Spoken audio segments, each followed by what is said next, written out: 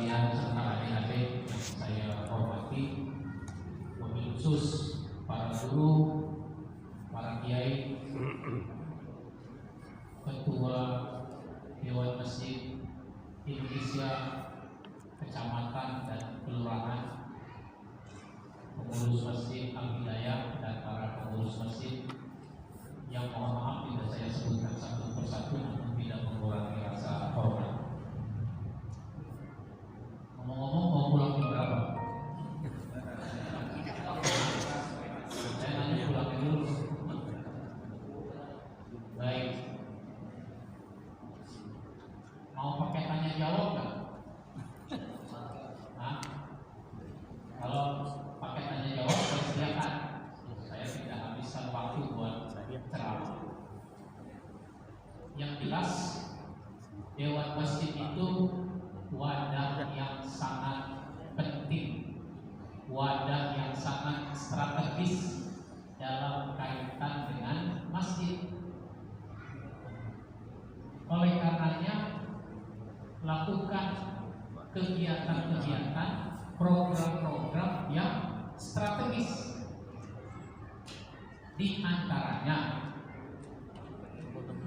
Dewan Masjid punya tanggung jawab untuk menghasilkan, menyiapkan sumber daya manusia yang dibutuhkan oleh masjid. Dalam bidang apapun ada yang namanya kaderisasi, pengkaderan.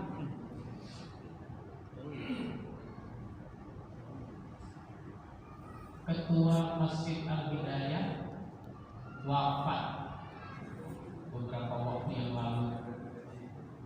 Ada yang menyangka nggak kalau beliau wafat? Ya mestinya menyangka, karena semua orang juga bakal wafat kan gitu.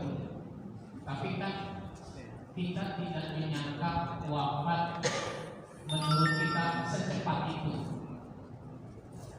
Tetapi saya perhatikan beliau sudah menyiapkan orang, menyiapkan sumber daya manusia untuk mengurus Masjid Al-Hidayah ini. Pengurus masjid seperti apa yang harus kita persiapkan? Saya ingin menyebutkan kriterianya ada 3. Ada 3 kriteria pengurus masjid yang harus kita siapkan. Pertama, pengurus masjid itu harus punya kepribadian yang soleh. Pengurus masjid itu harus soleh, orangnya harus soleh. Jangan orang belum insaf jadi pengurus masjid. Justru kita tunjuk jadi pengurus masjid Pak Ustadz supaya dia insaf. Nah kalau dia insaf, kalau enggak premanisme dibawa ke masjid. Yang di antara cirinya premanisme itu biasanya kalau masalah keuangan tidak transparan. Kalau bayar parkir sama preman pakai karcis kan? Begitu Pak. Jadi pengurus masjid ini harus orang yang soleh. Gak mesti ustaz, gak mesti kiai dia. Siapa aja bisa jadi soleh. Orangnya baik gitulah. Orangnya baik. Sebab apa? Sebab pengurus masjid itu harus jadi teladan, harus jadi contoh bagi jamaahnya. Ya misalnya dia rajin sholat berjamaah di masjid.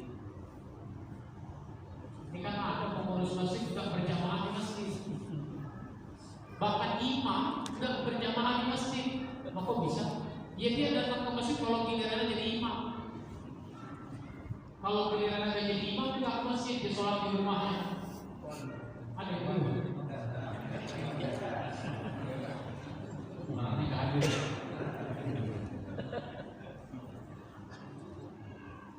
Itu Pak.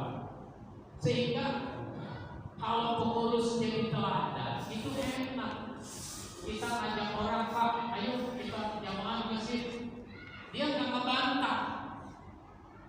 Yang repot kalau dia ngebantah. Gak usah ngajak saya, Pak, tuh pengurus tuh aja. Pengurusnya aja nggak ke masjid. Nah, itu satu, kepribadiannya soleh.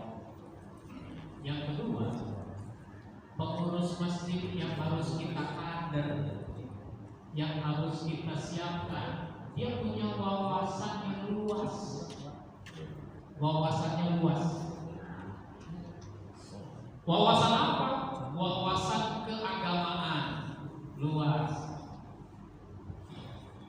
Kalau beragama sempit itu repot. Sehingga nanti dia nggak kagetan kalau ada orang beda pendapat, misalnya. Kan kadang-kadang kita kagetan tuh kalau ada beda pendapat. Kalau beda pendapat berarti dia bukan orang kita. Jadi rileks menghadapi beda pendapat.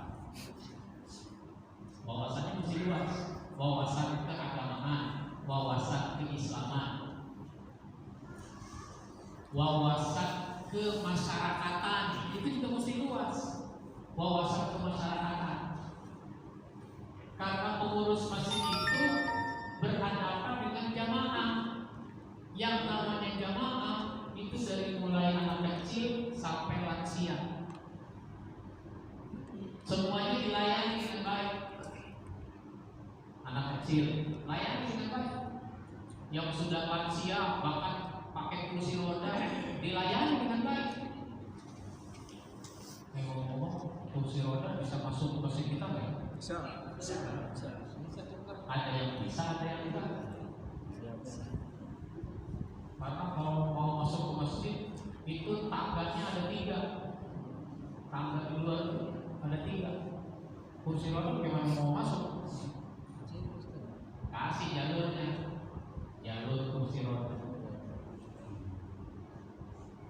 Jamaah kita ini dulunya udah rajin ke masjid. Sekarang ada masalah dengan dengkulnya, sehingga dia mesti pakai kursi roda. Karena kursi roda nggak bisa masuk ke masjid, akhirnya dia sholat di rumah. Ada kerinduan dia kepada masjid, cuma nggak dilayani. Kalau perlu pengurus masjid melakukan antar jemput, karena dia pakai kursi roda, di rumah gak ada siapa-siapa, anaknya pada kerja. Pak, Bapak mau ke masjid gak? Bagaimana saya ke masjid? Saya begini keadaannya. Kalau Bapak mau ke masjid nanti bisa dijemput dari masjid.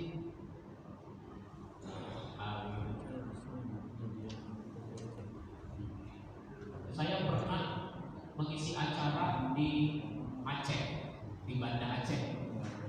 Nginep di satu hotel. Ternyata di hotel itu, di lobi itu ada banner, ada tulisannya layanan antar jemput ke sholat subuh di Masjid Raya Baitur Rahman. Jadi kalau tamu-tamu hotel itu mau sholat subuh di Masjid Raya Baitur Rahman, itu bisa diantar, tinggal lapor aja sama daftar lapor. Daftar itu kan berarti berapa orang. Kalau ada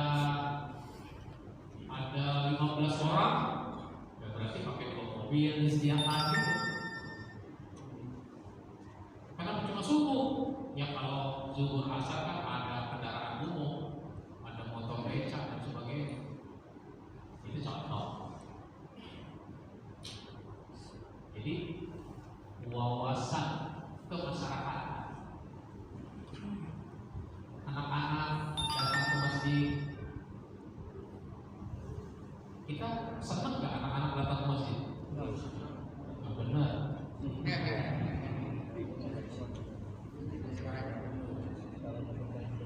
Anak-anak datang ke masjid, ucapkan selamat datang. Selamat datang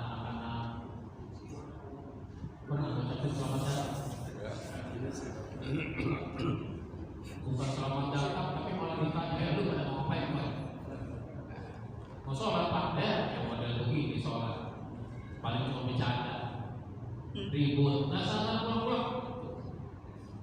Ada pengurus masjid yang begitu. Yang mana orang?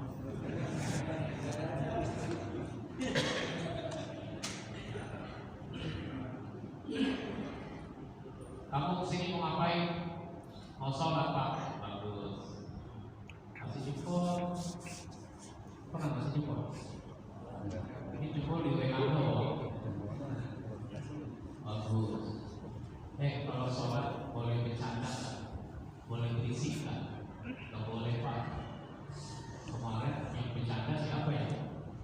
Dia tunjuk kawannya. Ini Pak, orang ini. Dia juga gak suka dia tunjuk begitu. Bukan saya Pak, ini gara-garanya. Tunjuk-tunjukkan biasa. Begitu. Sudah yang kemarin gak apa-apa. Sekarang mau bercanda lagi kan? Jadi enak Pak ngadepin anak-anak. Begitu Pak. Jadi ini perlu wawasan kemasyarakatan. Bagaimana ngadepin anak-anak, bagaimana ngadepin remaja, bagaimana ngadepin wanita, bagaimana ngadepin orang tua, dan seterusnya. Karena semuanya harus dilayani.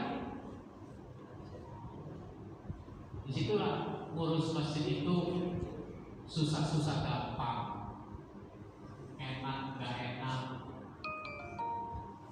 karena harus melayani semua orang.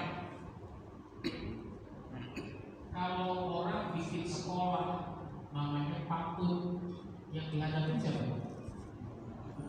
Anak umur 4 sampai 6 tahun, 4 sampai 5 tahun, 3 sampai 5 tahun. Kalau bikin TK usia 5 sampai 6 tahun. Kalau SD, kalau SMP terus begitu. Tapi kalau masjid dari anak PAUD sampai lansia. Padahal ngurusin PAUD ada sekolahannya, ngurusin SD ada sekolahannya, ngurusin SMP ada sekolahannya, ngurusin minimarket ada sekolahannya, sampai hipermarket ada sekolahannya, ngurus hotel dari kelas melatih sampai bintang 5 itu ada sekolahannya. Ngurusin masjid ada sekolahan.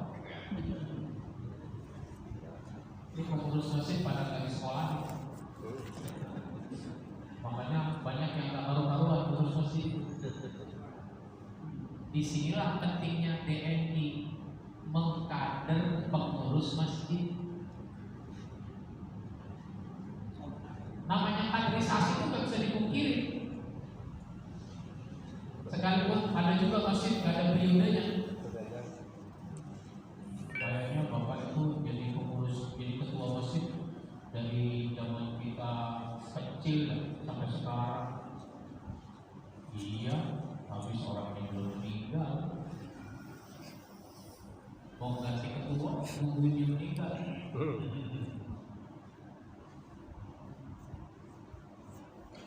Coba tuh lihat sepak bola. Itu kaderisasinya luar biasa. Sepak bola.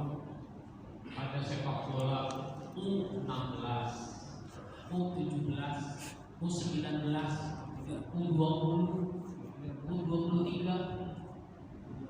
begitu. Ini kaderisasi masjid U60.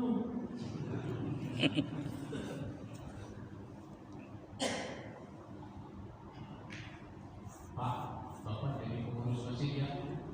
Jangan, saya masih sibuk, masih kerja. Nanti hanya kalau saya udah pensiun, ada orang mobil. Saya khawatir nanti masjid itu kesannya adalah urusan pensiunan. Nabi itu hijrah umur 53. Hijrah 53. 2 tahun sesudah hijrah itu orang kafir dari Mekah menyerang kaum muslimin.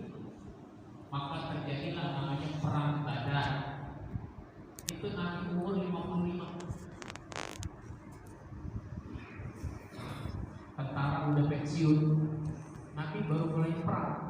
umur 55. Rata-rata sampai dengan Nabi wafat itu perang, kalau dihitung rata-rata setiap 3 bulan. Itu bisa dibayangkan fisiknya Nabi. Kalau kita kan udah 50 banyak penyakit. Begitu. Jadi pengurus dewan masjid harus memperhatikan pengkaderan pengurus masjid, pengkaderan remaja masjid. Karena orang jadi pengurus masjid gak pernah dipersiapkan. DMI mestinya mempersiapkan. Saya sudah menulis buku tentang masjid, itu ada 10 judul buku. Itu bisa dijadikan materi untuk pengkaderan pengurus masjid. Saya pernah menyelenggarakan sekolah manajemen masjid, tapi itu berjalan sampai 11 angkatan. 11 angkatan. Dulu dari masjid sini Pak Imam itu mengutus peserta. Setiap angkatan dia mengutus peserta, termasuk pelatihan khotib.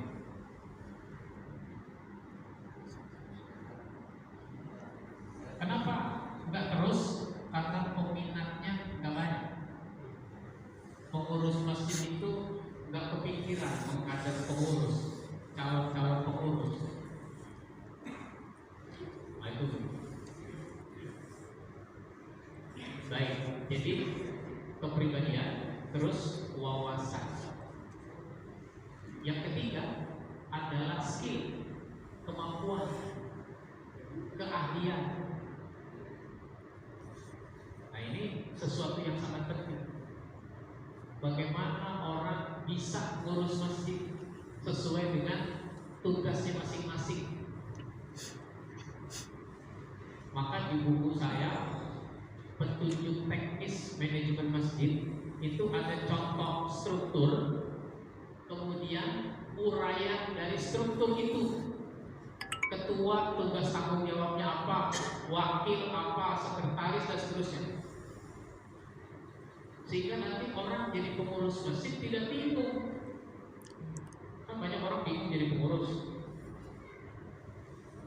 Prof dari gue dengar dulu jadi pengurus masjid, sekarang iya gue jadi pengurus masjid.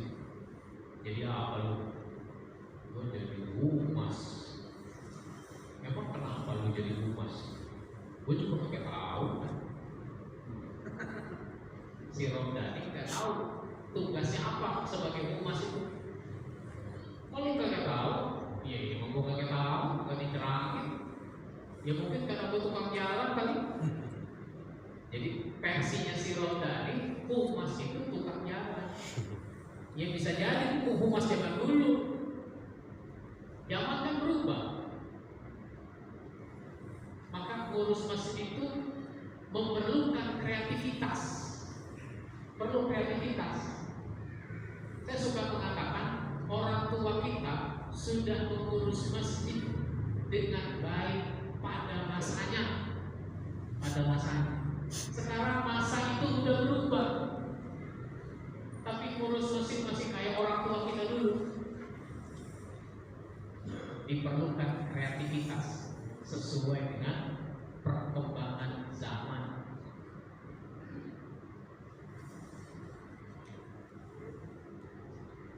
Nah, oleh karenanya diperlukan penyiapan terhadap pengurus masjid.